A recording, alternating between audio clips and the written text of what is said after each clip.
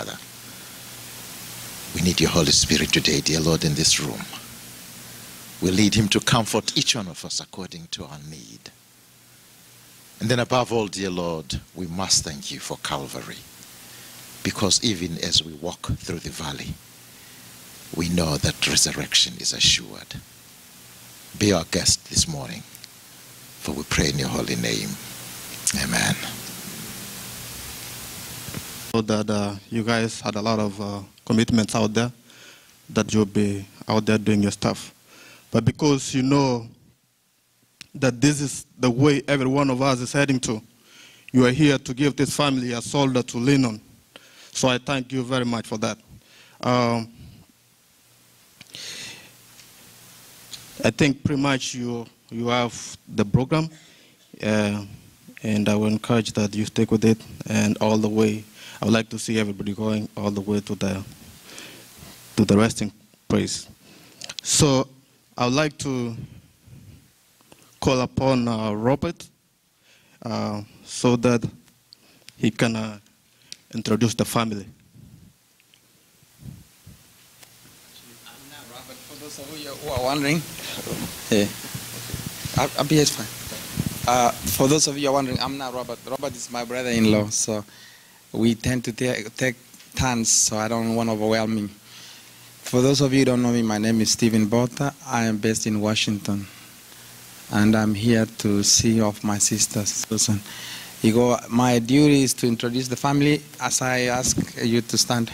Oyonere mama maina nere ochakurunka. She's mother to Susan, and she's my mom also. Oyonere my brother-in-law Robert. Oyonere the eldest brother is Susan. Nere he just came from Kenya. Wakira Susan okweli. And then the eldest daughter ya Mama Susan, my sister I breach it. I'm going back to DC, but I ask Mom assist any way you can. She is a grown-up, she can manage, but she need your moral support, more moral than anything. Just to check on her, make sure that overwhelmed. And then our oldest brother, Stephen, nyabuto. Stephen is a good kid, and he's gonna help Bridget again. You have a seat. And then our younger brother here, Michael. Yeah. I've been with him for a couple of days. He's a very, very good kid. He's gonna make his way around. But as I said, before you know they are on their own. Yeah. Michael. Or your a pastor to be, or pastor in the meantime. Jeremy, then he's the master of ceremony. He's taking he's the Lord here. And then to what Omogambi nyabuto, or your nero Omogakalende Bomochi. Yeah. I guess you probably know him by now, like Kini. He's going to be behind the scenes connection and then just so we can finish. Maryland. My oldest son is Anthony Nero, my oldest son. And then before I go to you, we have the next one. This is Alice, my second. And then the last one is Stephanie. Not to stop there, because they try to limit family, like you need to prove blood related to Susan. So that's where I'm going to stop. But the rest of us here are family. Yeah. Okay. We're going to go straight to the first lady. Tara. Where's Tara?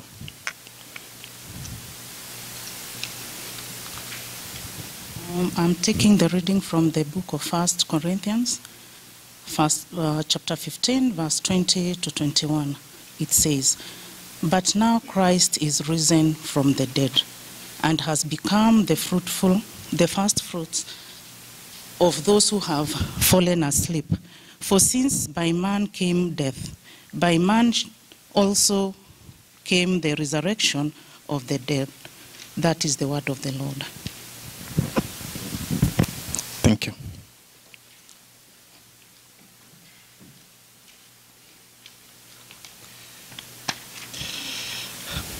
Thank you very much for that encouraging words. I will leave it to Pastor to expand it later. Let me welcome the Metro Community Church to give us a song, Metro Choir.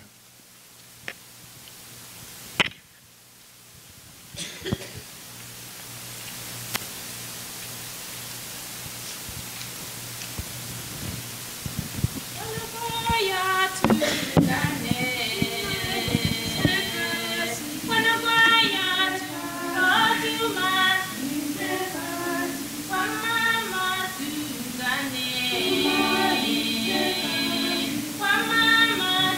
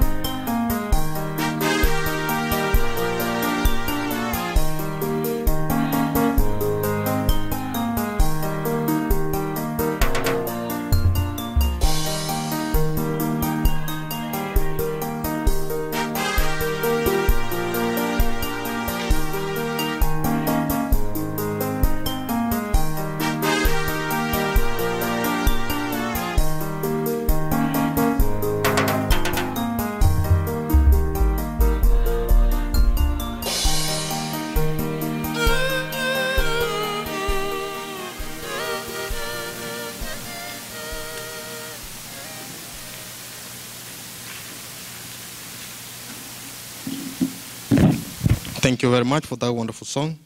I'm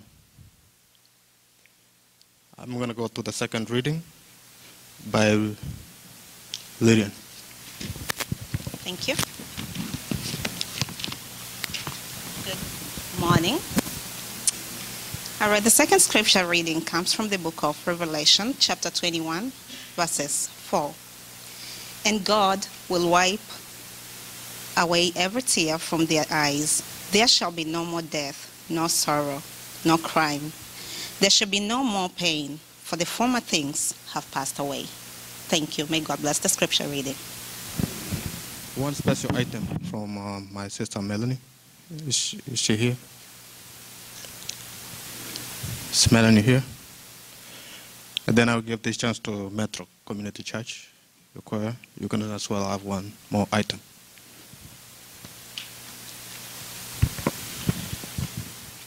Joyo sira kamati yaye yari umwana one ari buone kuruku Christine yore kamati yaye iba wono abana abatgeire ibara abachikuru bane pole sana narori no muchikuru one naruite Kenya pia soboika Nseye norogendo tuli nchena ariko basaba abana mwebeka somo nene Nyasaye nero kulinde family chintakana ne kya Nyasaye tiwo monene abaseseni kero togenderete kuna unorogendo tuli safari tiwo monene abaseseni.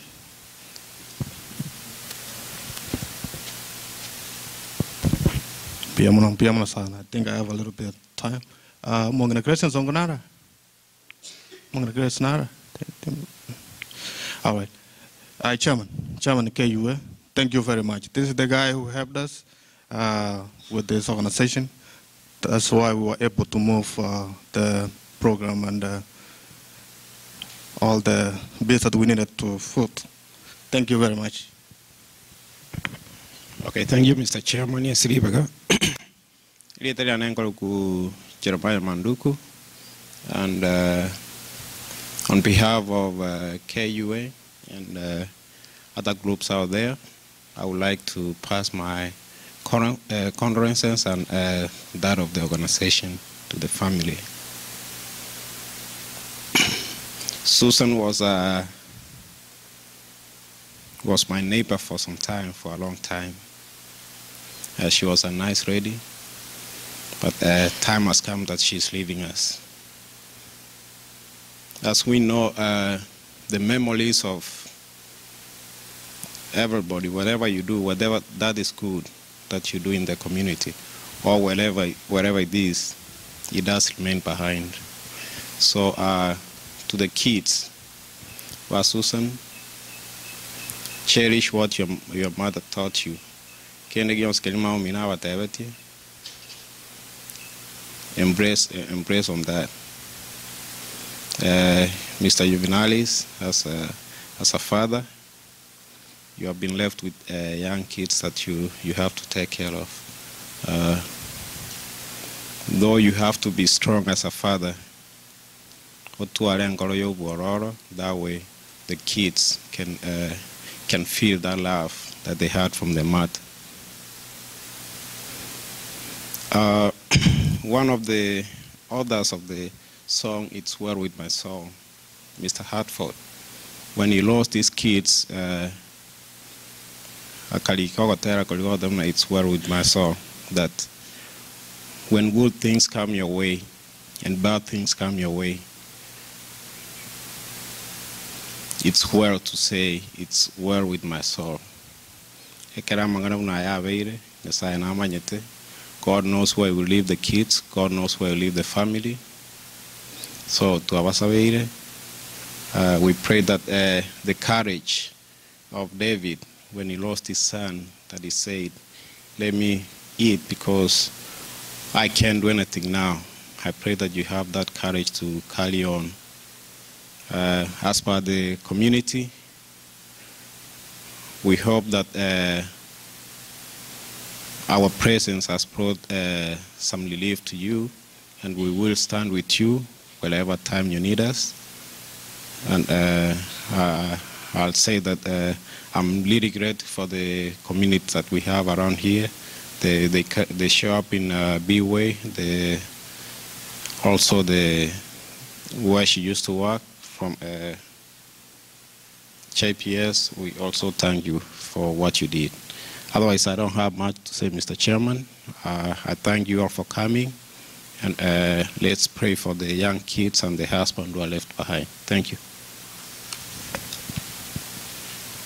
Thank you very much. For those who have not joined an organization, he has very good info. See him, so that you can also belong somewhere. If we were not them, I'm telling you, things were not very easy for us. I will now take this opportunity to welcome the JPS family, another team that was very helpful, so that they can say a word. So I will hand over to the chairman, Charles, so he can introduce the JPS family.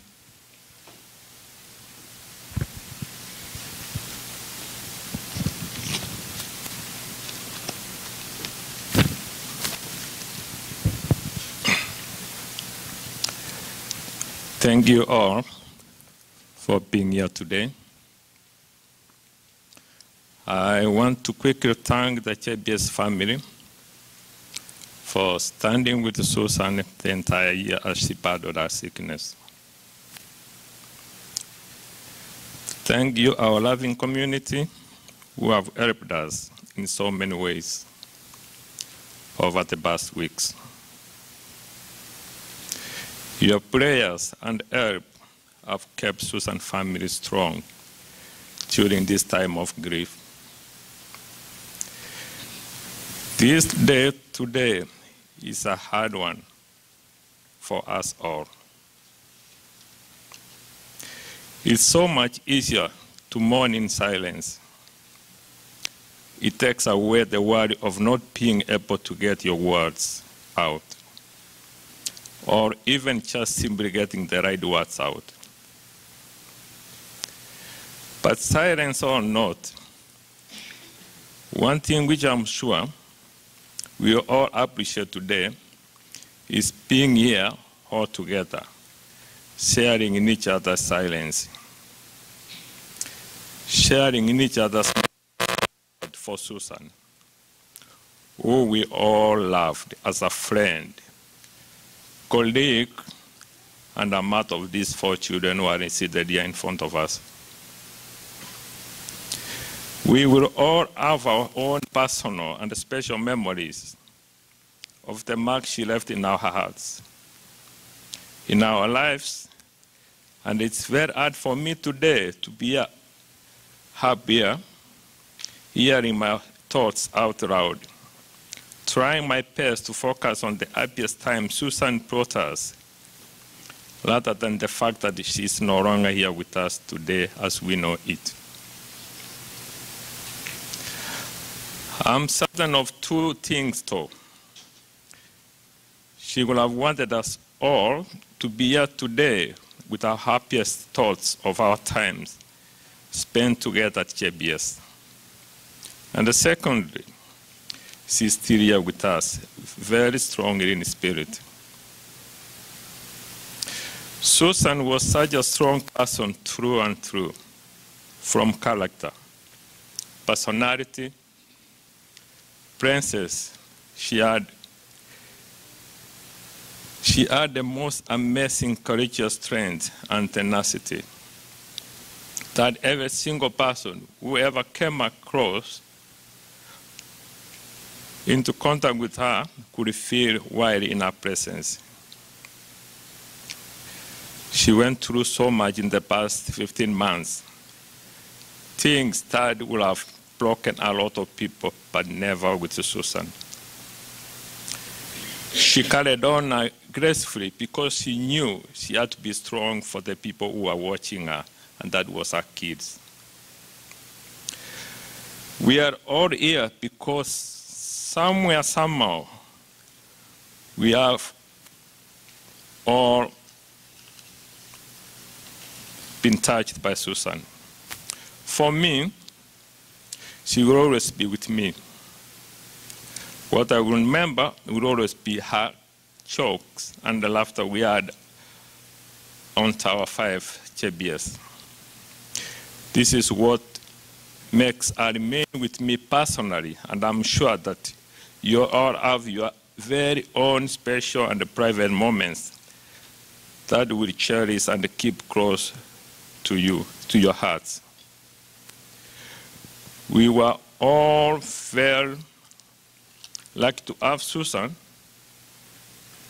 in our lives. And as much as she will be missed by us all, she will remain with us every day, as long as we can remember. To the kids, if you can read the book of Isaiah 41, chapter 10, it reads, "Fear not, for I am with you. Be not dismayed, for I am your God. I will strengthen you. Yes, I will help you. I will uphold you with my righteous right hand."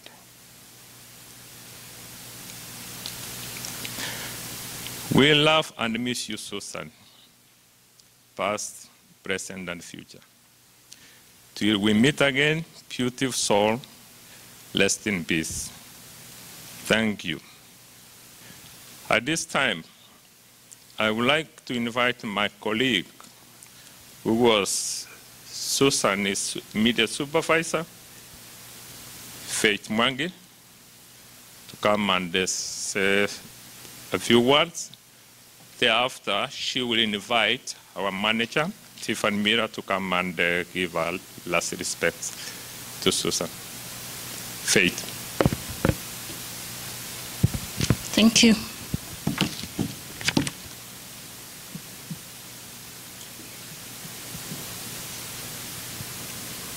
So, as you have heard, my name is Faith, and we used to work with Susan closely.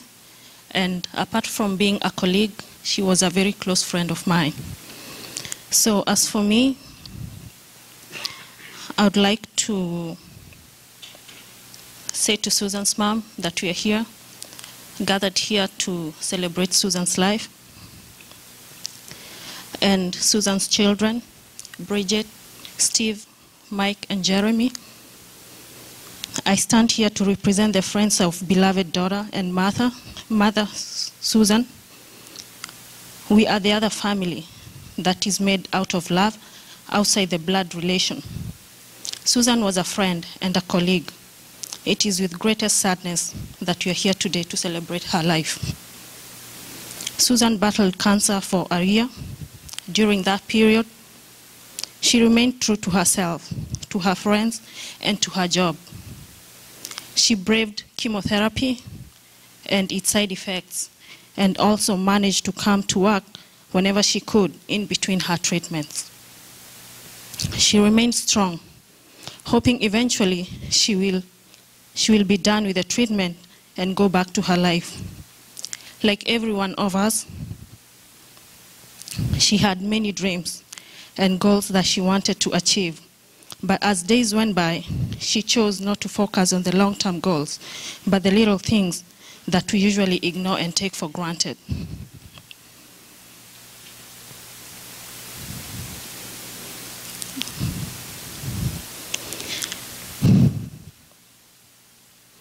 So, for example, one of the major things she really focused on is coming to work and being able to finish her shift and go without complaining and attend to her patients without complaining. And nobody got to know what she was going through when she was doing this for them.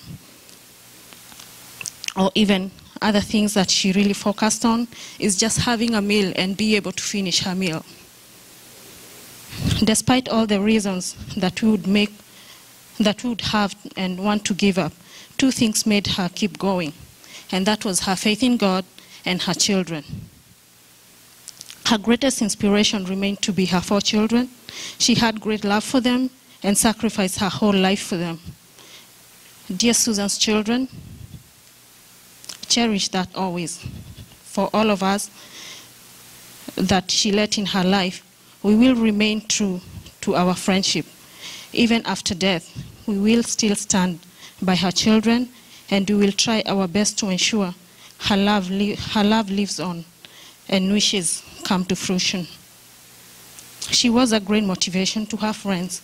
I always remember her last advice to me and my friend Evelyn. When we visited her in her house, she said, "My sisters, never postpone what you can do now for a later date." So, and for that reason, when I was asked to speak here, I knew that in between my phobia for speaking in public and the courage to pull it through, I had to do it for her, to do it for a friend who spoke her mind and who stood up for her children and her friends. Her beautiful spirit will live on through her children. Looking at their wonderful faces, we see her imprinted in them. At this time of sadness, but also at the sunny morning that they wake up and have a smile on their face, they will always know how much she loved them. She tried all her best to be here for them, but God called her and she had to go. I believe that for now, Susan will rest in peace, knowing that she did all that she could for her children. And her children will be fine, not because it is fine to live without a parent, but because she instilled the best character in them, and up from above, she will be watching over them, and us who have been left behind, we will be able to stay with them, and we'll be able to be their friend and their guide. And I won't forget to say thank you to our manager, Miss Tiffany. Thank you for ensuring that despite the family losing their breadwinner, you made it possible for Bridget to come and work with us so that she can be able to carry on with what her mom left behind. To all of us as we go home, after we lay Susan to rest, I want to say thank you for all that you have done for this family. Thank you.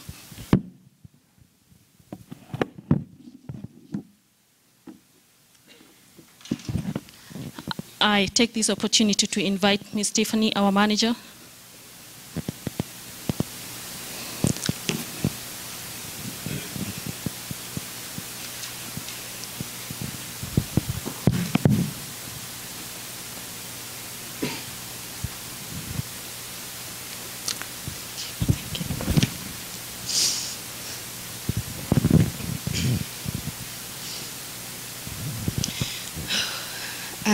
My name is Tiffany Miller, and I was given the privilege of being Susan's manager at JPS.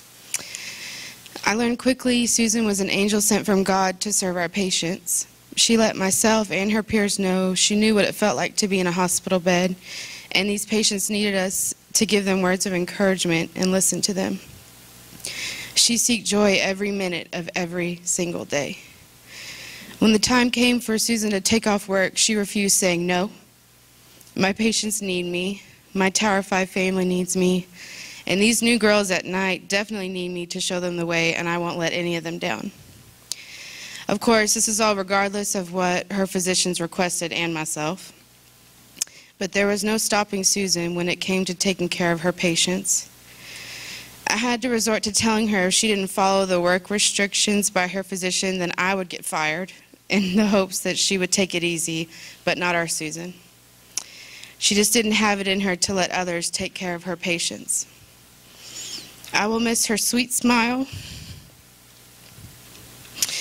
kind, soft-spoken voice, beautiful skin that we would always joke about because nobody could believe she was on chemotherapy.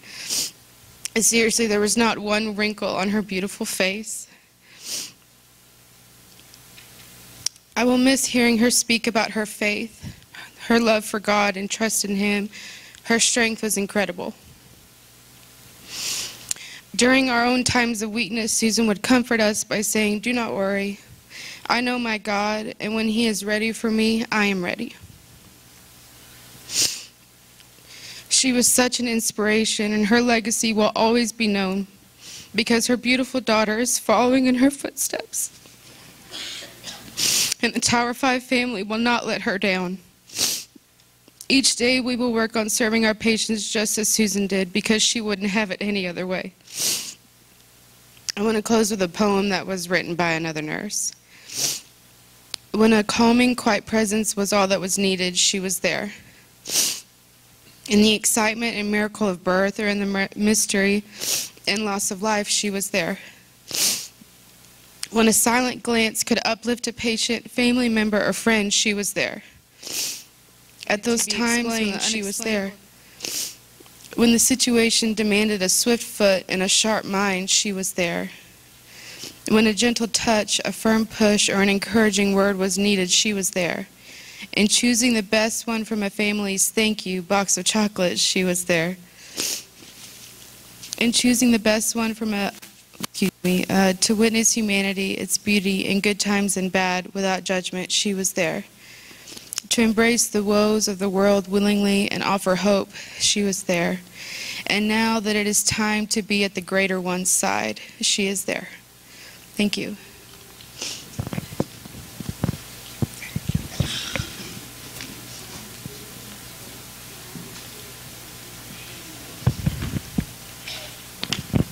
Thank you very much. You can tell the relationship that Susan has had from the workplace. So thank you very much for those encouraging words. I will quickly move to the family and friends. I will call upon Evelyn Bosira to come and say a quick word.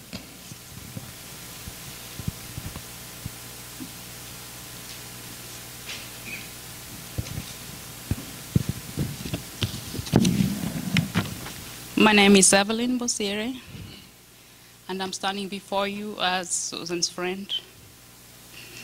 I want to thank everyone for coming to support Susan at this time that they need you the most. Thank you for the prayers, the comfort, and most especially the JPS family for the continued support that you gave our family for the last 1 year. We can now thank you enough. God bless you for the work well done. Today, I stand here before you as Susan's dear friend.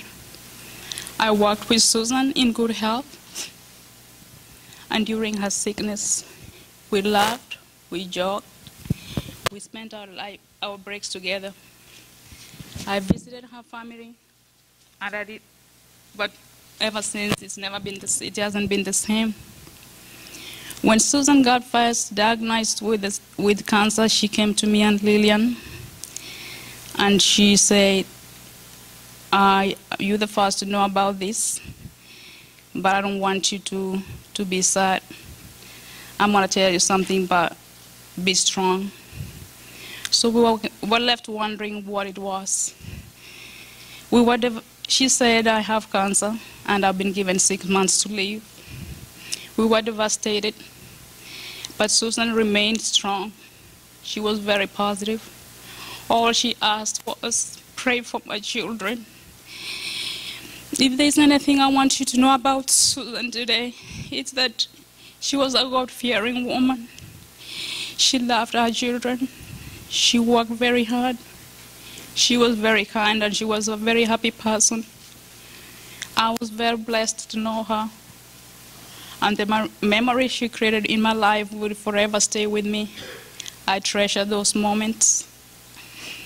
Bridget, Steve, Michael, and Jeremy, you know that I'm only a phone call away.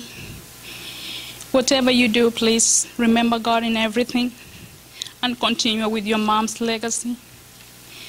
Please, everyone, I ask you to continue to pray for the family, because prayer is the only way out. When life gets really too hard, stand and kneel down, pray. That's God's promise. Thank you for everyone. Susan, rest in peace. Thank you. Thank you. Thank you very much. Lillian? Quick, please.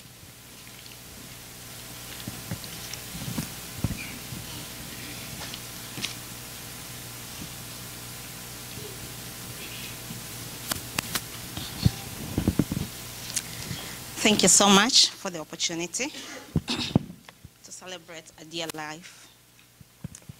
Good morning, all of you. I know it's a cloudy morning, but we need to afford a smile because Susan was always a very happy person and a smiling person. So please, let me see your faces lighten up for Susan with a smile.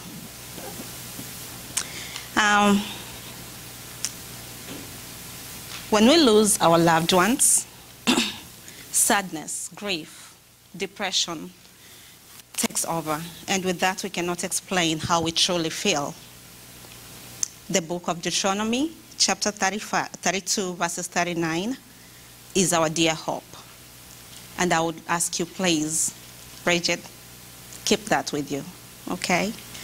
All right, so despite this cloudy morning, I just want to say thank you for another gift of life to God. My name is Lillian Kenani Ogamba, and I am a former Tower 5 nurse. I worked with the JPS family, and I'm going to say something about my dear friend Susan.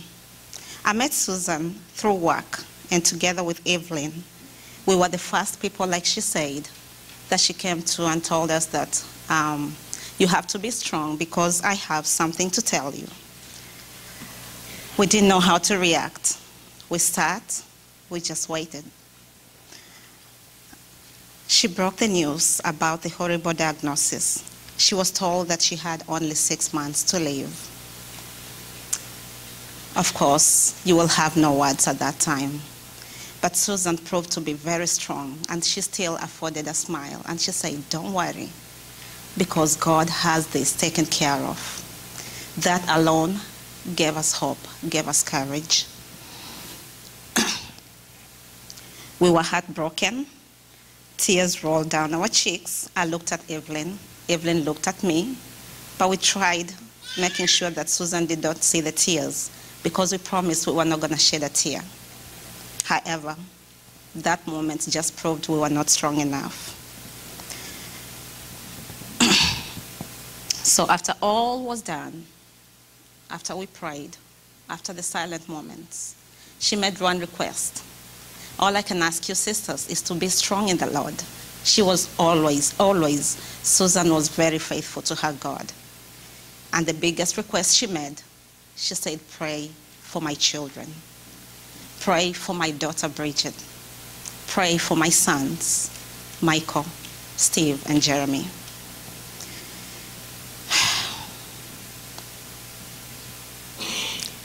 So even though I'm not a co-worker anymore, I'm here to stay as your sister, JPS family. I want to thank you so much for the wonderful job you have done. I've never worked anywhere where I have a backup of co-workers like the way I saw it in JPS. Through Susan, through the news that night, we had to come up with a plan together with Evelyn.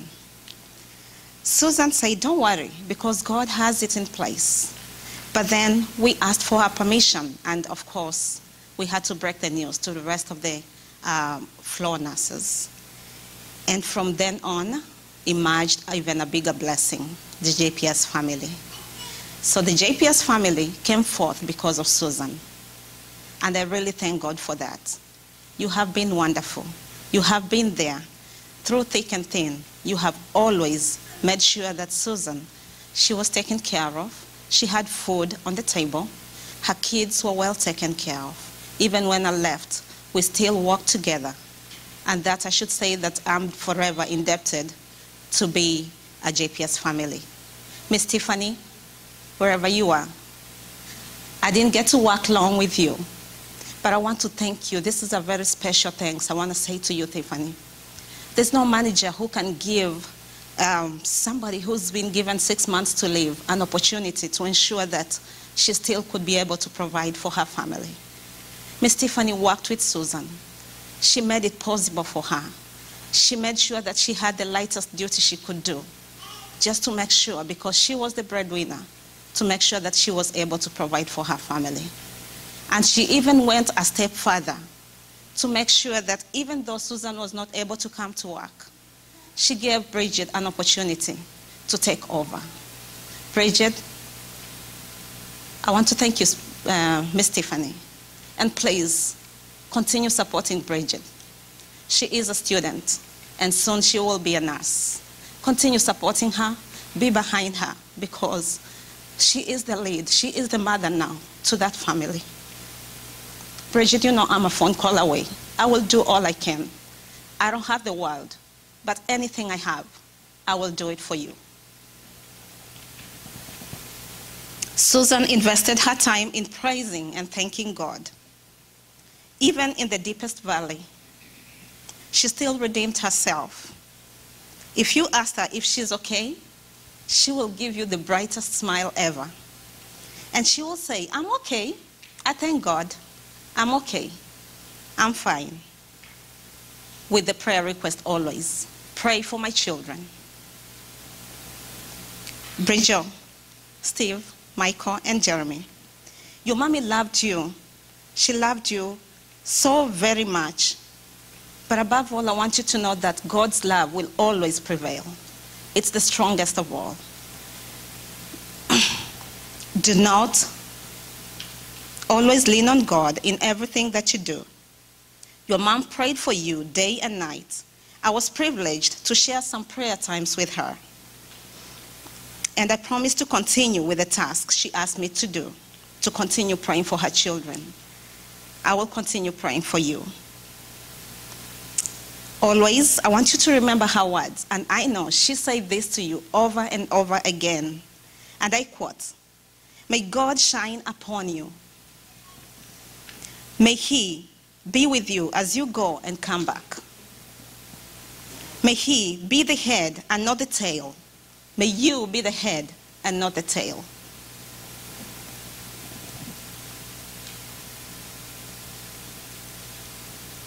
You shall rise.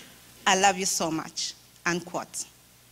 Always strive to make your mom proud and happy. Let her legacy prosper. Walk with God always.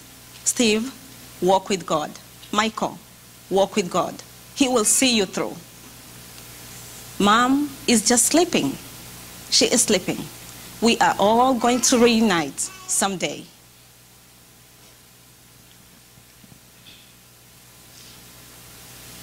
If I could reach up and hold a star for every time Susan made me smile, the entire sky will be in the palm of my hand.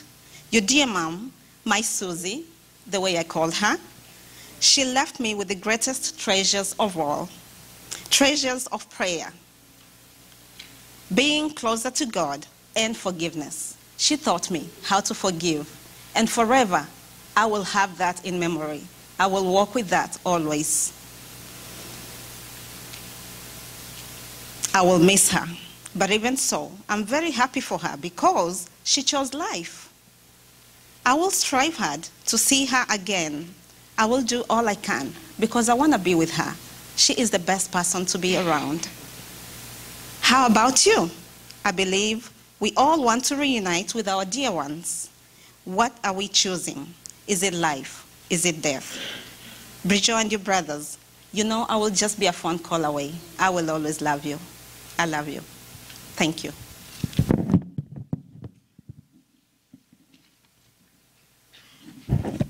Thank you for that wonderful speech. Because of time, I will move quickly to the family. So please, Robert.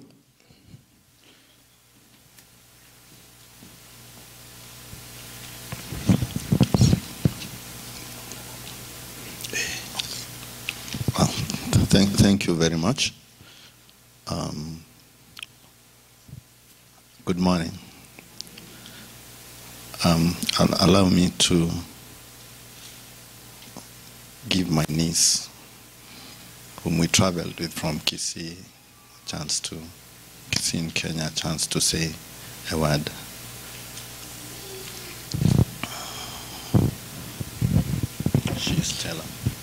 Morning. I'm Stella Bosire. I'm the niece to Uncle Robert and Uncle Nyabuto. I'm from Nairobi, Kenya. I'm so grateful. We came with greetings from Kisii. We are so grateful for the work you've done.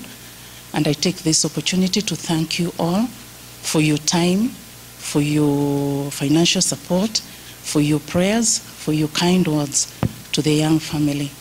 Thank you so much. May God bless you for your time, for your commitment to support us. Thank you. Thank you, Stella. I would give Mom a chance to say hello to you.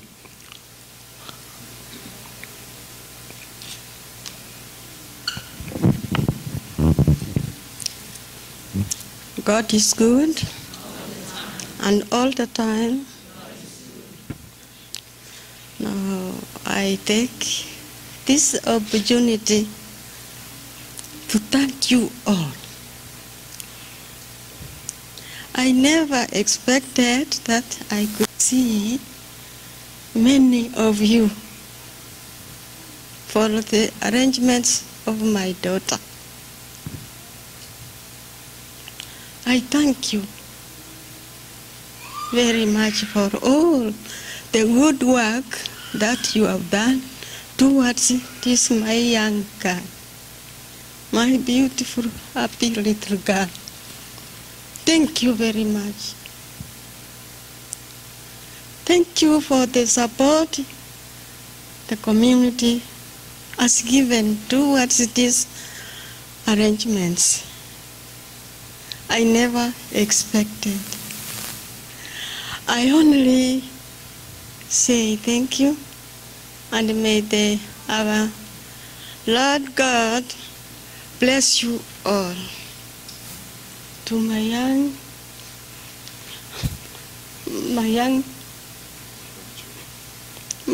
children, take heart, my babies. God will be always with you.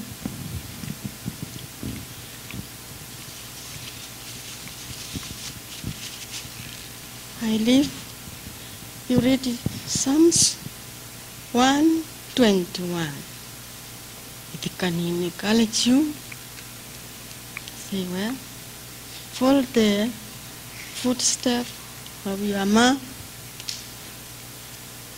footstep of our Lord Jesus Christ.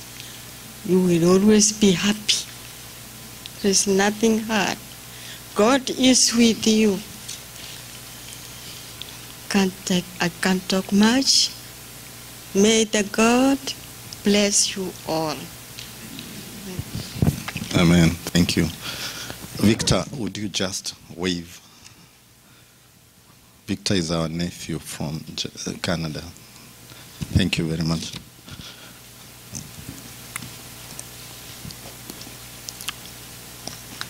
Thank you very much. My name is Robert. I'm Susan's elder brother. I owe her a lot, but I've always thought that the strong Robert they talk about, but with this one, I'm not sure whether I'm strong anymore. Susan is my kid sister, and she always referred to me as big brother. She was amazing. She was strong-willed.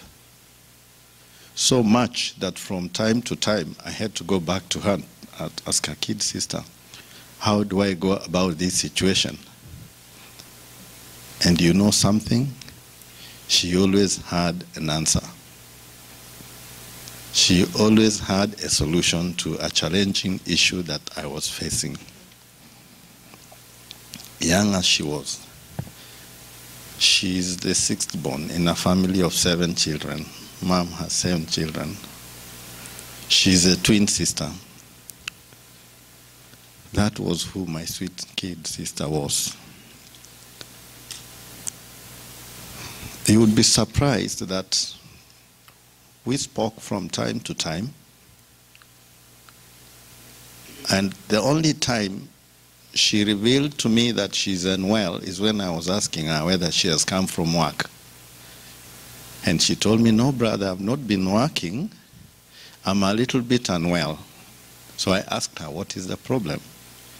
She told me the doctor diagnosed me with a small sprain of cancer, but I'm managing. They have assured me it will be, done. And I'm not a medic, so I didn't know what to say. But you know what she told me? Do not tell mom because it will stress her unnecessarily. Tell her I'm okay, I'm a bit unwell, but I'm managing. That was Susan. She never wanted at any time people to carry her problems. She always believed that she can carry them. So much that even as she went down, every time I talked to her, she was talking strong. I had to go back to my niece to ask her, how is mom? And at least she would give us a picture. But also like her mom, she wouldn't say all. Had mom told you not to say much? I don't know. That is for another day. We'll miss my dear sister. We'll miss her very much. For you here, the community, the KUA, the KYA, the JPS family led by our sister Stephanie, I cannot thank you enough. We are most grateful.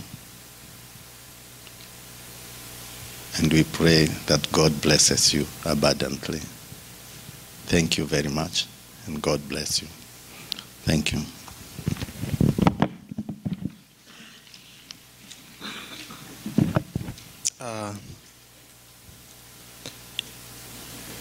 Let me welcome Juvenalis. He's my former teacher. So he can say a word too.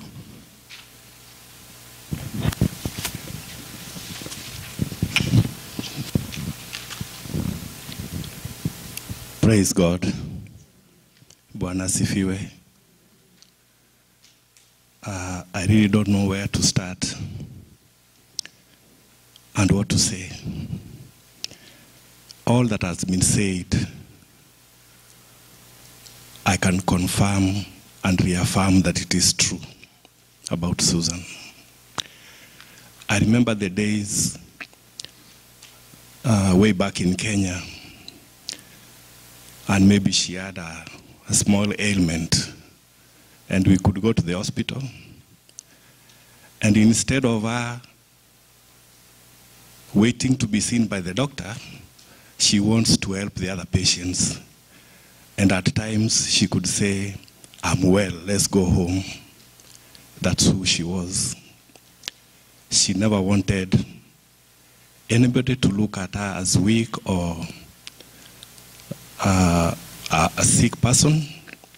So every time it could be, I could have to stand firm to make her get up and go to the hospital to seek medication.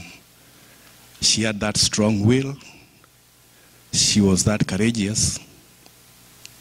And unless you have another way of knowing, you could not tell that she was in pain. I won't go to talk much, but I'll take this opportunity to register my sincere appreciation on my behalf and the children that God blessed me and Susan, to all of you that found time to come and condole with us, to all of you that gave your resources towards making sure that Susan's life is bettered, to all of you that made sure that we did not lack food on the table, to all of you that made sure that these children did not fail to go to school because there was shortage in the household. Susan is gone, but every time I look at my children, I see her. I would say we need your prayers. We need your visitations. Call upon us. Speak something to us as we go through this very difficult time. Don't now keep off because Susan is not there, because I know Susan made friends and she was good at making friends. Concerning her love for God, I would say that one time she brought men of God to the house and she had me on my knees confessing Jesus Christ as Lord and Savior. And from that time, I've served the Lord. I've not looked back. Thank you for those of you, or all of you, who have spoken a word of prayer concerning this particular family. May God bless you so much. May God give you long life. And do not forget that the steps of a righteous man are ordered by God. And the Bible says, commit ye all your ways unto the Lord, all your plans unto the Lord, and you shall be successful and prosperous. To Susan's manager, thank you very much, Mom, for giving my daughter an opportunity to serve among these wonderful men and women in JPS. I'm also 2 months away from becoming a licensed nurse, and maybe Tiffany Miller, you may find me useful to this particular family, so I'm making this application verbally. So we are part of Susan. I would gladly accept to work with the JPS family when the right time comes. Thank you. Thank you, all of you. May God bless you. Amen.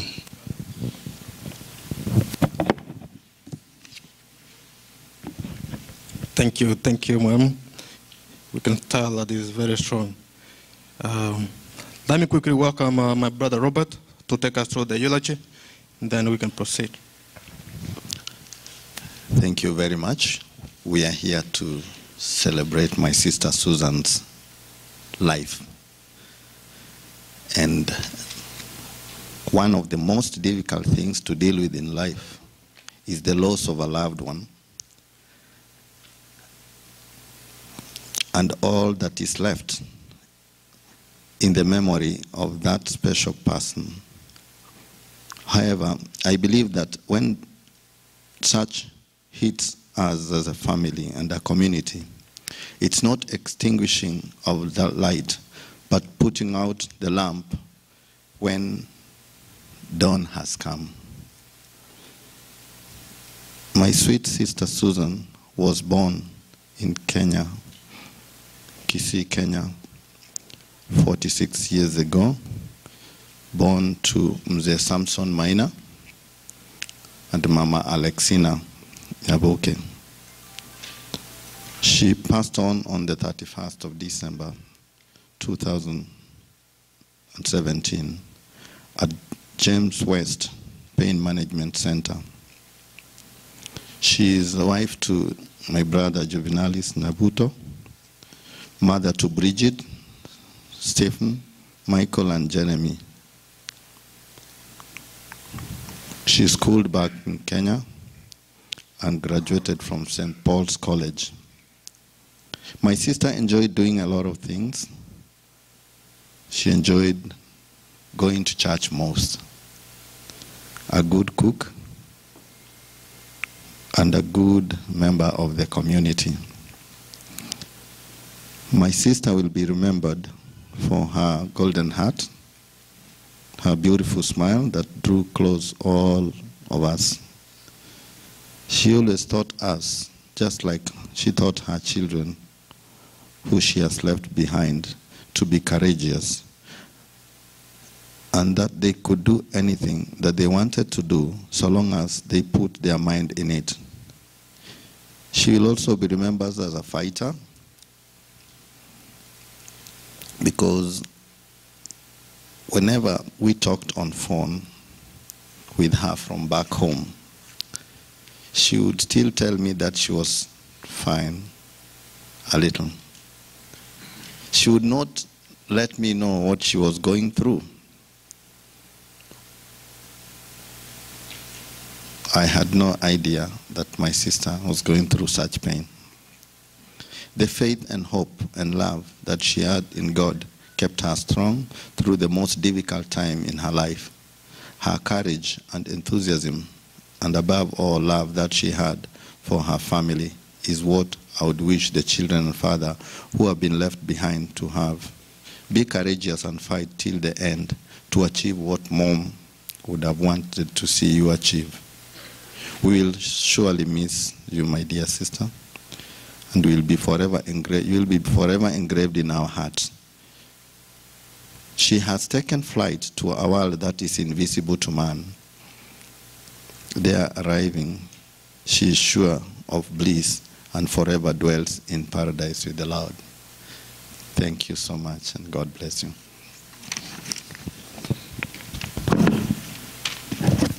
Thank you very much, Brother Robert.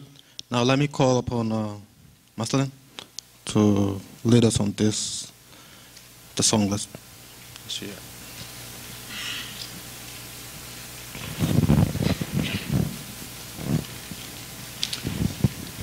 Let's open our songbook 626.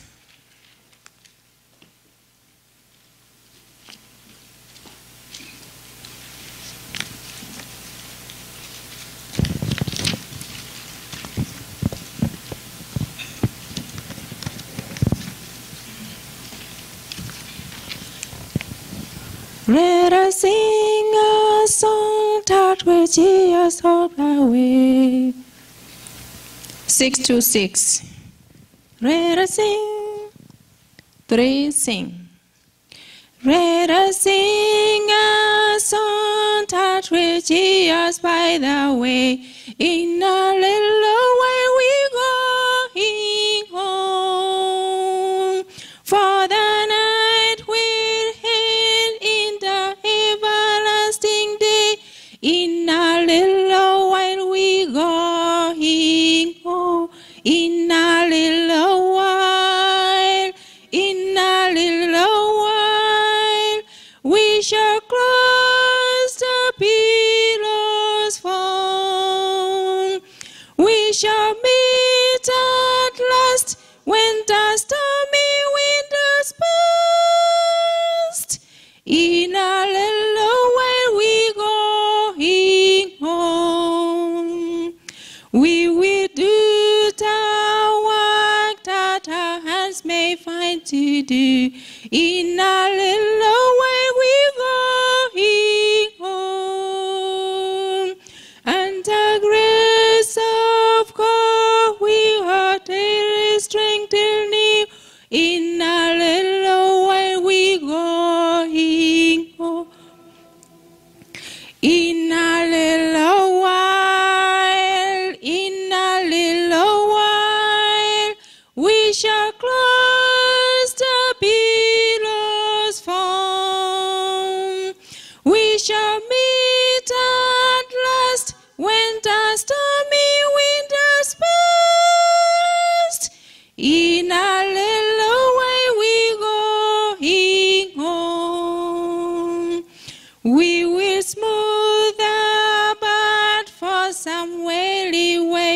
feet. In a little way we going home. And may loving heart spread around it. In a little way we going home. In a little while, in a little while, we shall close the billows foam. We shall meet at last when the stormy winter's past. In a little way we going home. There is rest beyond, there's lily from every care. In a little way we going home. And no tear shall fall in the bright and fair. In a little way we going home. In a little while, in a little while, we shall close the billows foam. We shall meet at last when the stormy winter's past. In a little way we going home. In a little while, in a little while, we shall close the billows foam. We shall meet at last when the stormy winter's past. In a little way we going home.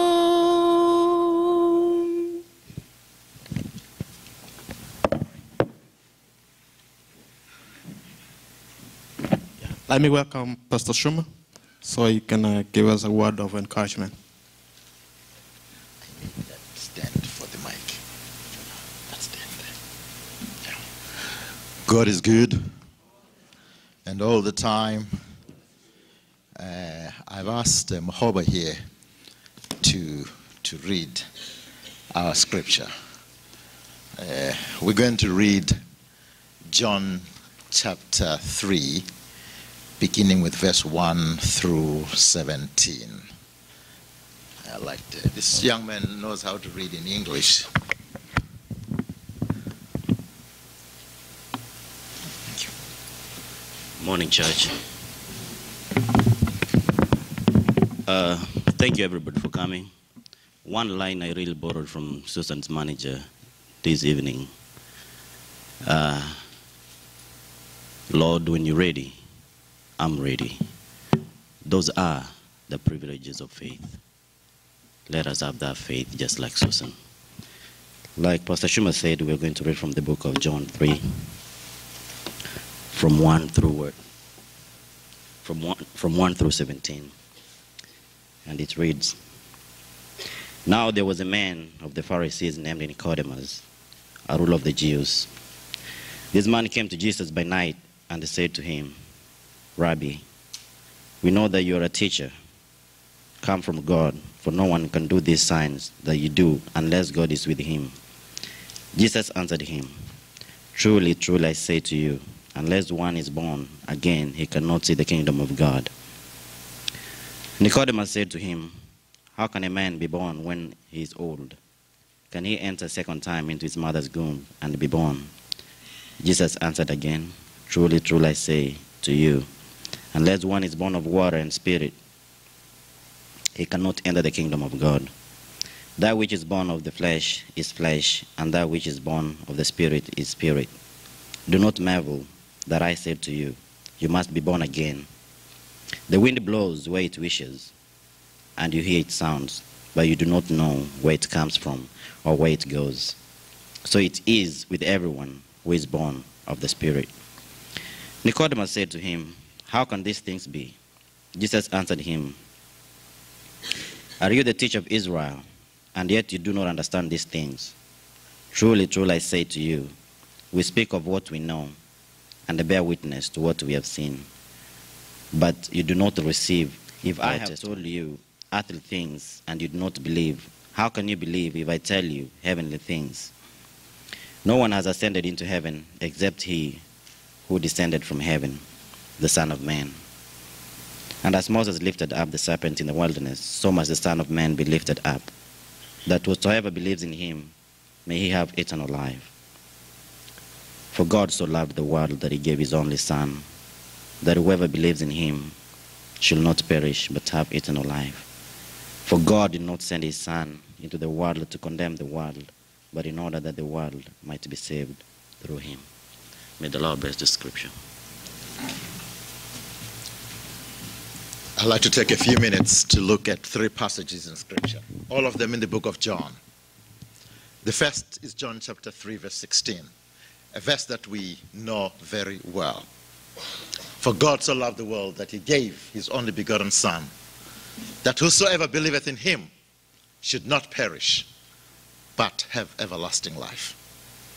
And the next verse that I'd like us to reflect on is John chapter 14, verses 1 through 3. Jesus says, "Let not your heart be troubled. You believe in God, believe also in me. In my Father's house are many mansions. I go to prepare a place for you, and if I go, I will come again and receive you unto myself, that where I am, there he may be also." Then the last verse that I'd like us to reflect on is John chapter 17, verse 3. John 17:3 says, "This is life eternal, that they may know thee, the only true God, and Jesus Christ, whom thou hast sent." How many verses? 3. John 3:16, John 14, 1 to 3, and John 17, verse 3. Can I unpack them? First of all, let's look at those 3. John 3:16 says, "Whosoever believeth in him." The book of John begins with the introduction of a Jesus who is being asked that we believe in him. However, when Christ ends his ministry in John 17, he ceases to talk about faith and belief. Instead, he says that they may know thee. I'm suggesting to you that there is a distance between belief and knowledge. You can believe in something, but you can also know something. You can begin by believing, but eventually you want to know, because knowing is much more substantive than faith, than belief. Are we together on that? Yes. And then John chapter 14 is placed in the book of John in a very interesting place. If you look at John chapter 13, you will notice that Jesus has a conversation with his disciples, and he says, "Listen, man, I have to go to Jerusalem, and when I get there, I'll be given up to the priest, and I'll die." And Peter says, no, we won't allow you to happen all that. We won't let those people kill you. But Jesus does not say anything. The conversation ends in chapter 13 on a very negative note. But when he begins chapter 14, Jesus does not address the concerns of his death and what will happen to him. Jesus does not concern himself about anything negative. He begins chapter 14 with a very positive statement. You believe in God, believe also in me. Don't be anxious. Don't let your heart be troubled. Don't worry. If you believe in God and you believe also in me, I go to prepare a place for you. I'm saying, dear friends, that chapter 14 tells us that that which we focus on is what increases in life. Are we okay? Some of you have never seen me before, so the first time you see me standing up, you first look at me and you say, man, where is this man from? And then obviously you say, you create a picture. You create a picture. You say, is he handsome? You say, well, not with the kind of nose that he has. You say, well, maybe if he was a little more symmetrical like Denzel Washington, maybe he would be handsome. But you begin to create a picture. And if your picture of me is negative, the more you look at me, the more you see how ugly a man I am. My features, my eyes, my nose, my mouth, my head, everything will begin to lean towards your conception of what you think I am. But if you first look at me and you say, man, he's a charming gentleman, where does he come from? You know, maybe after church I'm going to check him out. You begin to see a gentleman that is not that bad. Because in life, what we focus on is what increases. The minute you begin to see negative, negative will increase in your life. The minute you see positive, positive will increase in your life. And unfortunately, Job says in Job chapter 3, hey, my friend Jared, Job says, the thing that I feared the most has happened. Thoughts attract results. Job was afraid that his children would die, and indeed his children died. He says, the thing that I feared the most has happened. Our thoughts pull that energy. That is why when we come to John chapter 14, Christ does not spend time worried about his death. He spends time looking at the after effects of his death. Whosoever believeth in him should not perish, but must have eternal life. And then in John 17 he says, life eternal is knowing God. When I first was called to Susan, I asked my friend Charles here, and he said, Chuma, come and offer prayer at the house. That lady was a lady who believed in God. What did he say? She believed in God. Now, Charles, when you made that statement to me, it made so much sense. Because there are some people who believe in prayer. There are certain people who believe in the Bible. There are certain people who believe in Jesus. But then there are certain people who believe in God. Am I making the difference? Yes. Prayer simply allows you to create a relationship with God. Bible study simply allows you to develop a relationship with God. It is simply a means to get to a being whose name is God. Ultimately, dear friends, the Bible says, let not your heart be troubled. You believe in God, believe also in me. He doesn't say believe in prayer, in stewardship, in church, in that. No, he simply says believe in God. Because it is that God who sent his son into the world. It is that God, when we know him, we have eternal life. So I suggest that nyabuto, by the way, they call you nyabuto.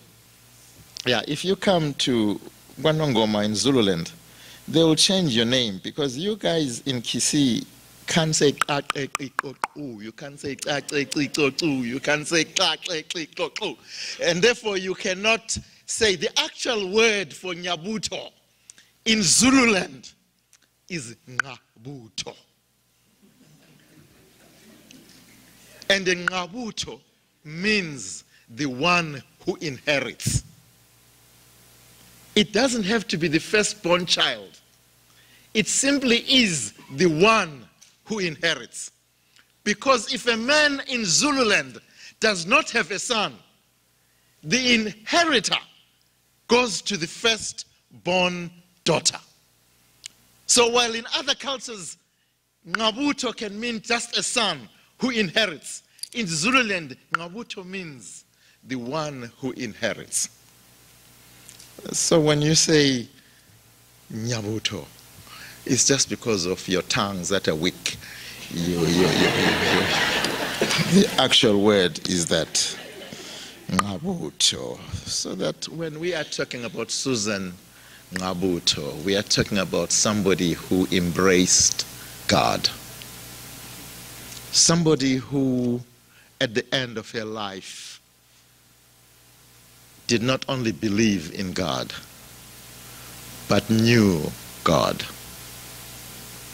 When you hear about doctors telling you you have 6 months to live, 4 months to live, the things of this world grow strangely dim, and the face of God grows brighter in your life every day.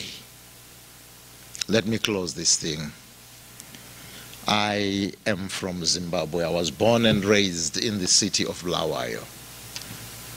I am a Ndebele man. The missionaries came to my country in 1892, and they preached to our people for many years, close to 18 years, and there was no convert. Our people did not believe in the God of the Bible. But then our people in Zimbabwe, among the Ndebeles, I'll not say Zimbabwe, just my tribe, our delicacy, what we eat and enjoy the most, is something that most other nationalities wonder about. Because we eat, I think the Kisis call it nyanchaba. What is that? Pat? Caterpillars, isn't it? Yes, yes, caterpillars. When I tell people that I come from Bulawayo, and our most beloved food is a caterpillar. It's a caterpillar. They don't understand, but I learned when I came to America that people in this country, there are people in this country who enjoy frog legs.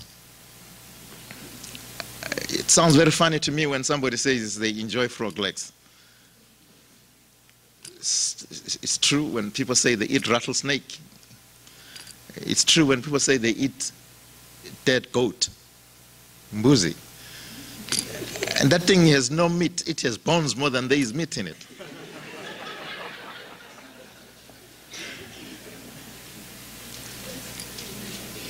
But I was born in an area where caterpillars are a delicacy.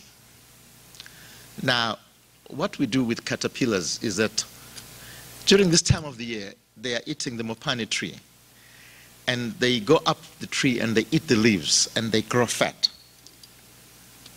And we are taught that at this time you can go into a tree and you can look at different caterpillars and you can actually identify the ones that are ready to be eaten. Because with a caterpillar, if you eat it too early before it develops until it has this internal fat, you will miss out on its beauty.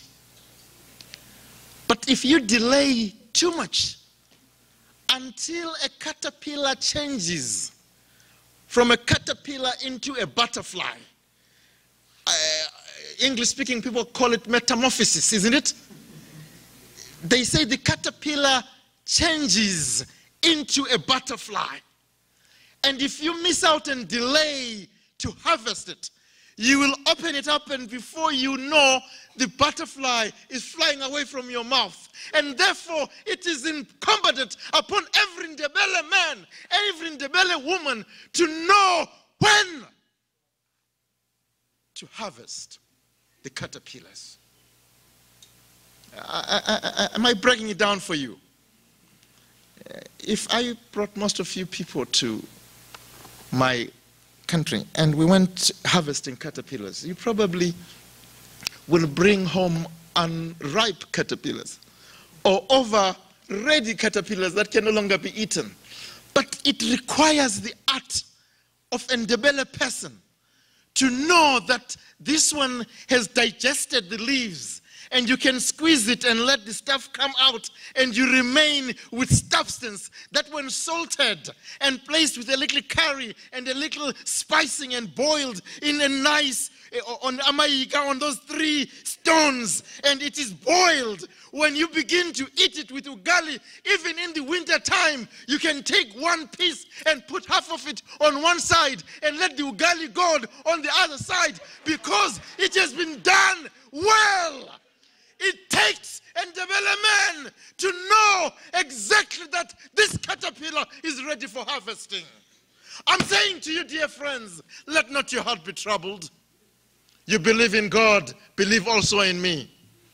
Every one of us belongs to a God who knows. The Chinese, the Ndebele, the Kisi, the Latino, the white man, every one of us who is going through cancer reminds us that we belong to one God. If this cancer thing only affected people from those countries, then we would have a problem. But it affects people from all countries. For me, it says there is one God who made the human DNA. And John 3:16 says, whosoever believeth in him. Let me take one more minute. I need to explain this. My Manduku, is he gone? Yeah, there he is. You see, I told Manduku that I wanted to belong to one of the Kisi organizations. And Manduku says, Chuma, do you own land in Kisi? I said, I don't own land in Kisi. He says, well, this is a Kenyan Kisi organization. And I said, so you are not in, I cannot be part. He says, no, because you are not. So I said, how do you say that? He says, Vantuva Minto. Isn't it? And then I discovered that when people from that nation say that among themselves, they are simply referring to somebody who is coming from Kisi. Anybody else is not Muntuva Minto. That is why I have not been admitted to any Kisi organization. Now, in Bulawayo, nyabuto, we are different. With us, nyabuto, we say, abantu bagiti, vanu wekwedu in Shona. When we say abantu bagiti, we mean anybody who is a Bantu. They don't have to be Zulu, as long as they are Bantu. But once you come into the city of Bulawayo and you say umuntu, we mean a person. Anyone who is a human being is included in being a person. That is why in our places we say, did you go to the marketplaces? It says, how many people did you see? If there was a white person, we say, Nibone abantu ababili lomlungu. Umlungu is a white individual. We don't consider umlungu as a person. It's not umuntu. He is a human being, but when we say, let's come and talk, we don't expect a white person to join us because they are not muntu. But as long as a person is muntu, we cover them. Nicodemus had a problem with this because Nicodemus comes to Jesus as a Jew.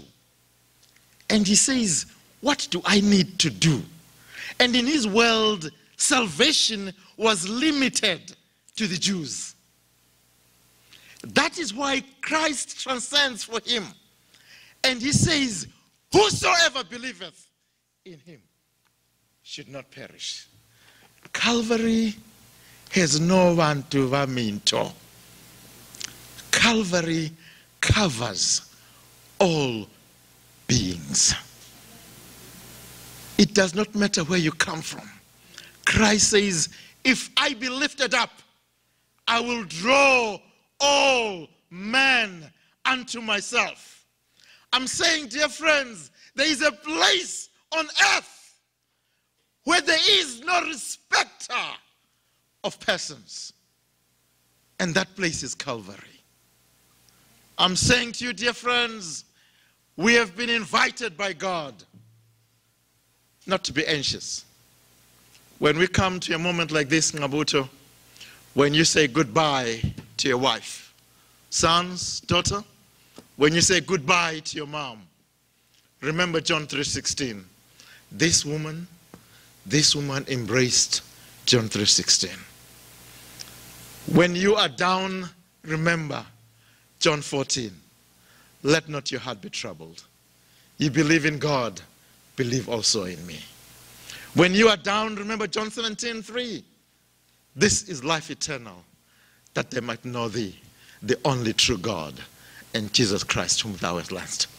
And dear friends, each one of us will go one day, because God, like a caterpillar, like a Ndebele man looking at a caterpillar, God knows exactly when you are ready to go.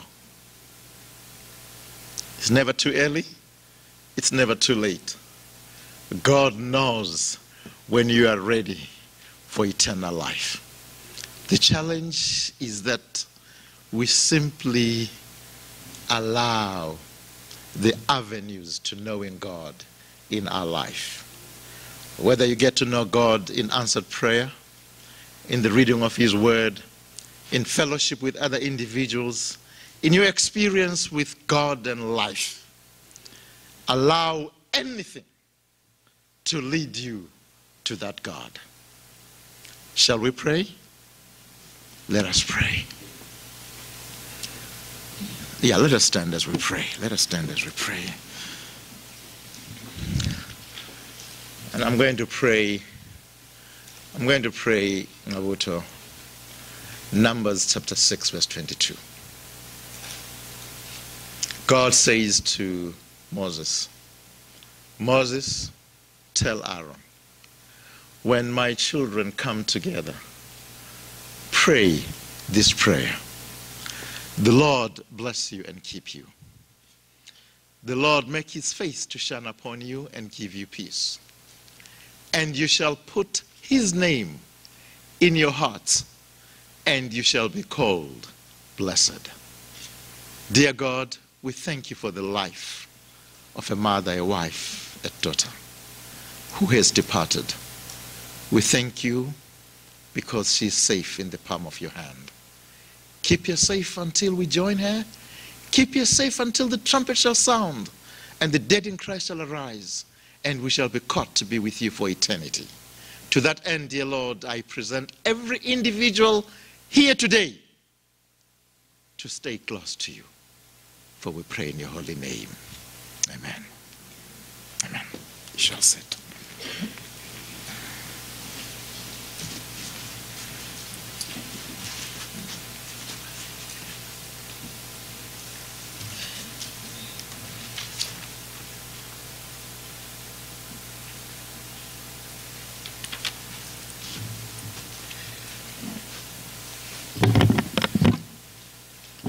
Thank you very much, Pastor, for that wonderful word. So, let me ask my sister Maslin. One song. A little quick, then I will have time for them to fill the book. Just a little bit. Let's open 476.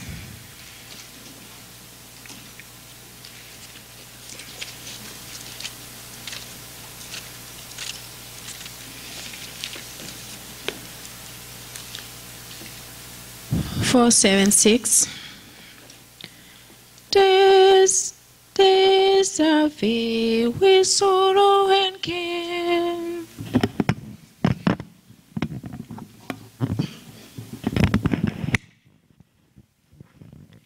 Days are filled, three sing.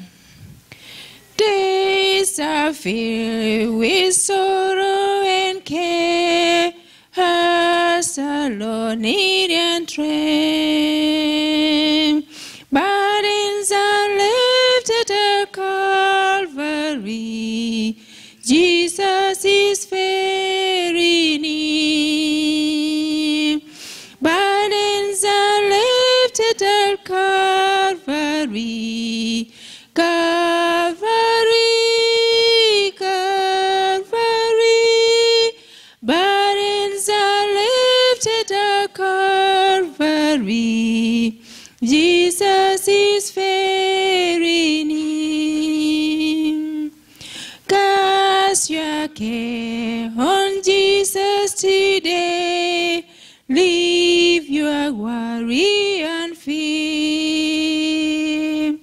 Burdens are lifted at Calvary. Jesus is very near. Burdens are lifted at Calvary. Calvary, Calvary. Burdens are lifted at Calvary. Jesus is very near. Troubles sought our Savior can see. Every heartache and tear. Burdens are lifted at Calvary. Jesus is very near. Burdens are lifted at Calvary. Calvary, Calvary. Burdens are lifted at Calvary. Jesus is very near.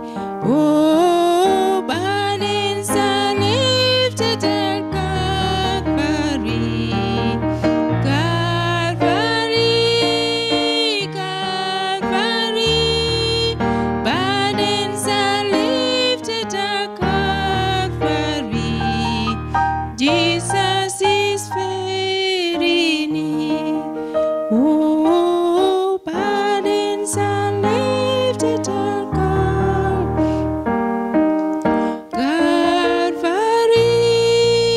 Calvary. Burdens are lifted at Calvary. Jesus is very near.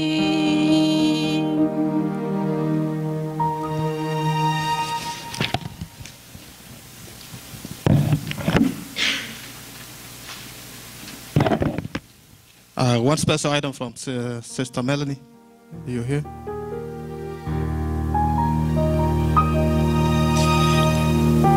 We have about 15 minutes to finish, so please bear with me.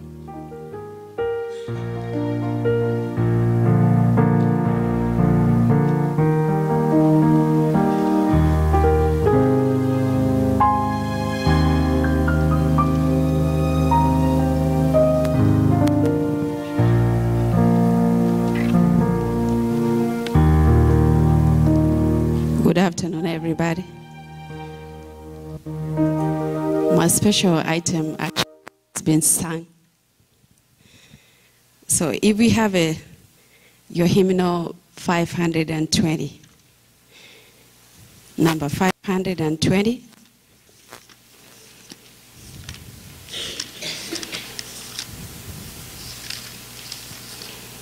He hided my soul. We believe that Susan, though she had burdens, she knew where to run to. She knew who to ask to help her through the pain she had, through the burden she had. And we are promised here how Jesus hides our souls. Even in the midst of pain, He's able to see us through. Let's sing 520, a wonderful Savior.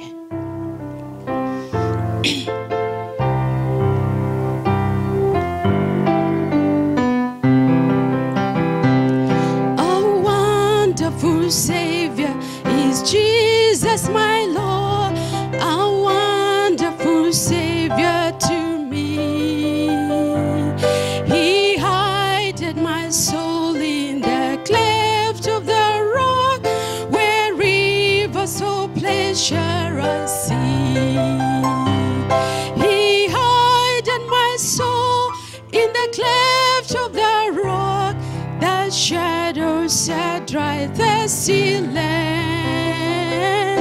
He hid my life in the depth of His love, and covers me there with His hand, and covers me there with His hand.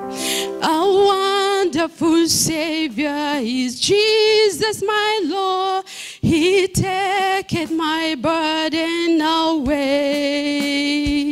He holdeth me up, and I shall not be moved. He giveth me strength as my day.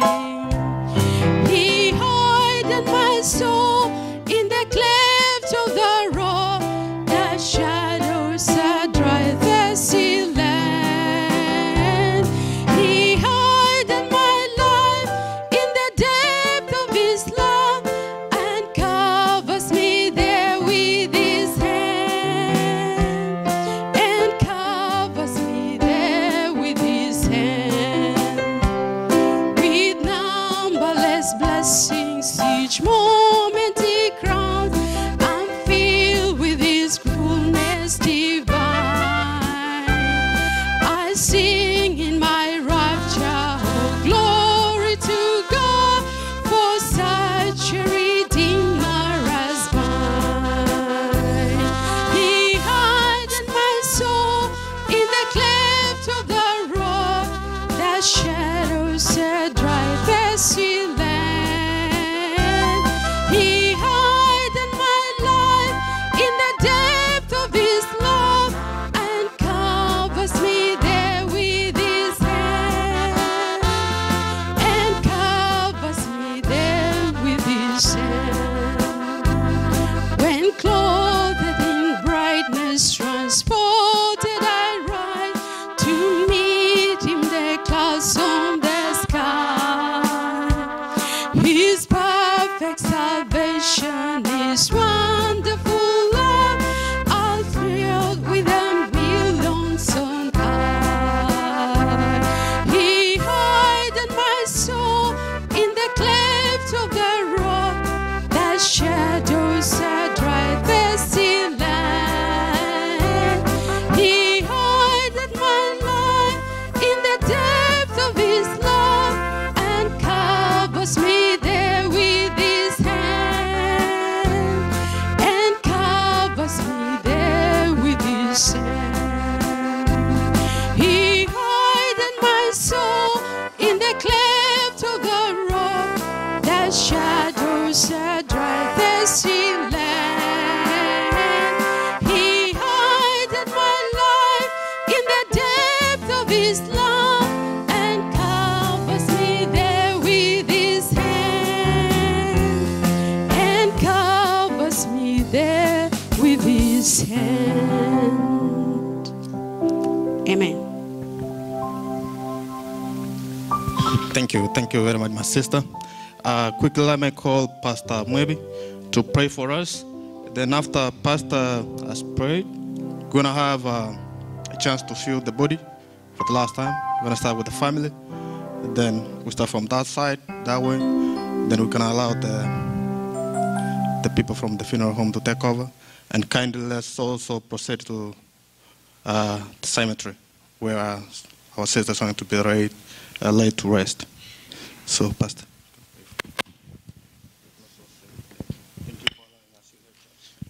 Before we pray, as a pastor of this congregation, I say, Pole sana, for losing your loved one, for losing your loved mom, for losing your sister, and all of us who have come. May the Lord be with each one of us, and may the Lord take care of each one of us. Thank you so much for all the support that has been given.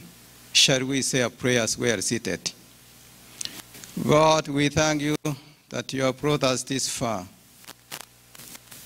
We have listened, we have seen, we have shared what Sister Susan has left behind in our memories. So we thank you. Now we are leaving this place to take our remains to that place where she will be put to rest until time be no more, till we see. God be with each one of us. May your traveling mercies be upon each one of us as we leave this place. And at the end, as everyone goes to their final destination, accept us, God, and finally, may we be faithful. When you shall come, we be together where there shall be no more tears, no more sorrow, no more death, no more suffering. This is our prayer in His name. Amen. Thank you. Thank you very much, Pastor. Jeremiah, keyboard. Then we'll start with the family. You can have the chance to feel the body, because I know that once they close, they will close. So we'll start with the family, then we'll start with that all the way like that. So once you feel, you can get to your cars, and then we head to the cemetery. For those who don't have the address, please ask, or you can follow us